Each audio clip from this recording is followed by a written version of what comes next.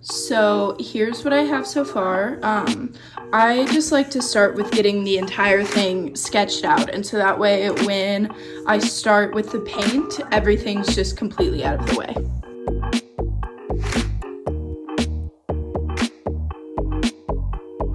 So things are looking kind of freaky right now because I go with the skin color and I make a base, especially because I'm painting on paper.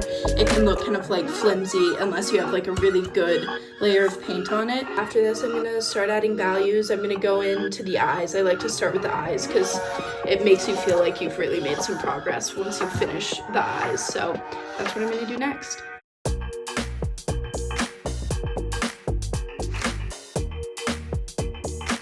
So as far as tones on the face and coloring as far as that goes, I'm pretty done. I'm still gonna add freckles and a bit of facial hair, and then I'm now going to do the hair.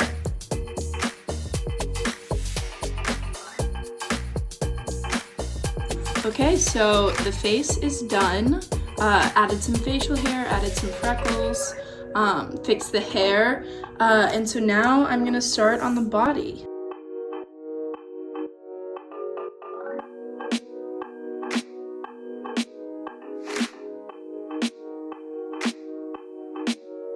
So here we go, I finished the body, and I was about to start on the background, but then I remembered he has a tattoo, so I finished that, and now I'm gonna get started on painting the chair that he's sitting in and the background.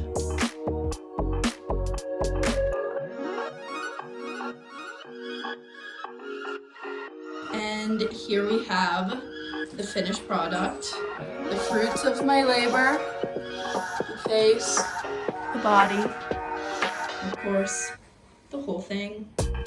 Here we go. Yay.